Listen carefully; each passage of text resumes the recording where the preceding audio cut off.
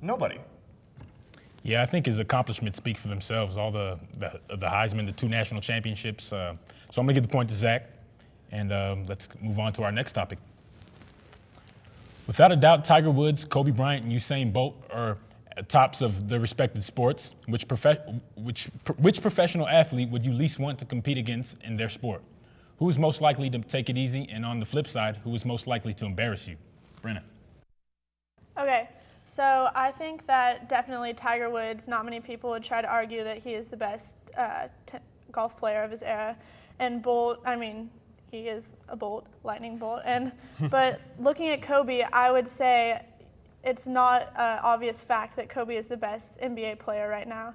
First off, he plays a team sport. He's a part of a team. It's not just Kobe on the floor, although he might like to think it is. And you just can't say that for Kobe. And for competing against, I would say I would not want to compete against Bolt. They would shoot the gun. I'd look up. He'd be at the finish line. If I played Kobe, I'd get to get a few cheap shots in, and Tiger walk around on the green, maybe for hours since he clearly beat me. Who would take it easy on me? Not Kobe. Too much of an ego. He'd beat me down.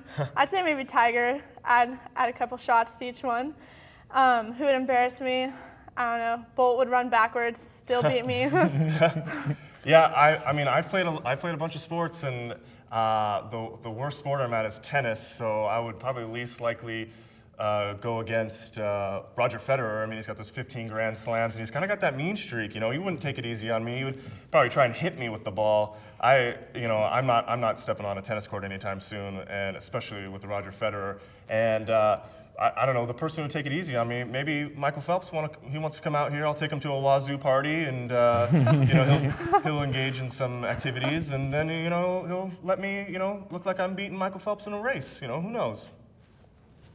Oh yeah, definitely. I think you guys both used great examples. I think Michael Phelps would probably be the coolest dude to hang out with around here, and then also I think Usain Bolt would clearly. I mean, he could be jogging and still beat us. But yeah, I'm gonna give you the point because I think that Usain Bolt is a real more. He's a little more, competitive. Anyways, let's go on to our next topic. Now on to our final topic. This young NFL season features 7 teams that are undefeated, 4 AFC teams, 3 NFC teams. There are 4 NFC teams who have yet to win.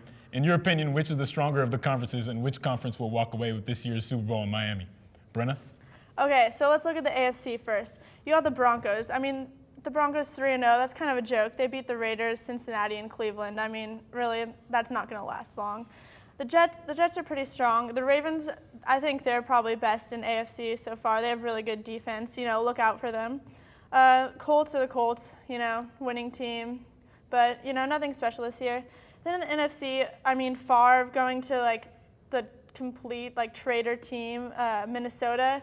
I mean, he's doing great. He's 39. I mean, that's crazy. Maybe he's like, hey, I'm going to get another ring, go retire, maybe come back, get another ring, He's on a roll. And then Giants, I mean, Super Bowl 2 years ago, they're just a super strong team. I mean, they're going to go far. Watch out for them. So I would say NFC definitely in the Super Bowl. They have a great chance with either of those 2 teams. Well, I'll start with the AFC also. The 1 and 2 teams there, in my opinion, are the Ravens, who have the second most points in 34 points a game, so in the entire league, second most points. You're used to hearing about the Ravens and their great D, but Joe Flacco has 6 touchdowns. Willis McGahee and Ray Rice both have 6 touchdowns combined for almost 400 yards rushing. Their offense is good, and they got 2 veteran receivers to throw to: Todd Heap at tight end, Derek Mason at wide receiver. They're going to be tough to beat. And then the Colts. Peyton Manning's on pace for 5,200 yards passing. Reggie Wayne's on pace for 1,700 yards receiving.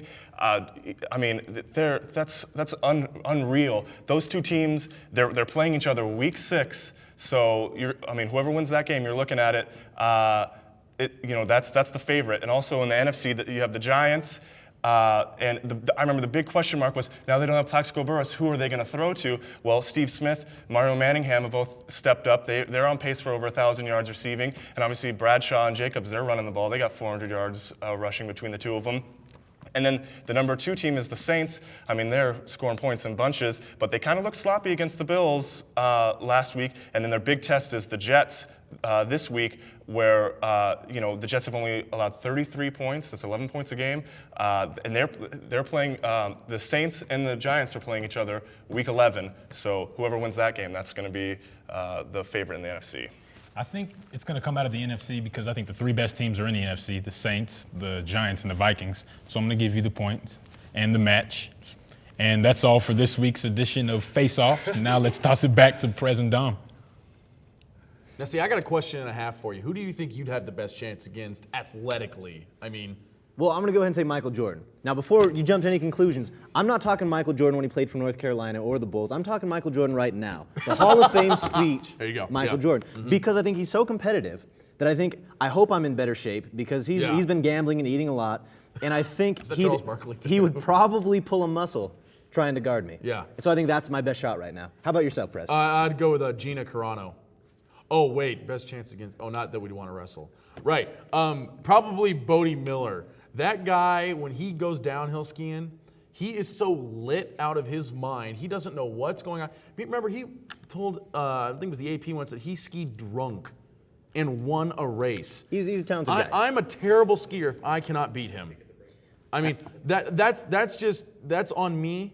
That's absolutely terrible. But aside from that, what do you think of our chances this weekend down at Autzen Stadium? I don't like our chance to win, but Well, a lot of people are getting excited about Jeff Toole, as they should. However, a lot of Yes. people got excited about Marshall Lobestall, his freshman season as I well. was not immune from that. The issues I see this weekend is more on an offensive line basis, as well as the defensive line. They both Yeah. lost starters. Stephen Ayers on the O-line went down last week. That leaves them with a true freshman starting and a walk-on freshman Yeah, starting. absolutely, I agree with you. And then, but I think one of the big advantages on the defensive line, I think another advantage going forward, you have a lot of young guys playing, which I like, and they're showing a little progress. And even though they're still not winning, I see that the younger guys are out there getting experience. I think the other thing too is if we'd all had kind of perspective on a lot of stuff about 19 years ago, we all would have wanted to fire Mike Price after 2 years. Sir- He had 2 pretty bad years to start out, but that's another discussion for another day. We're going to kick it to a break, and we'll be right back. And welcome back to ITL.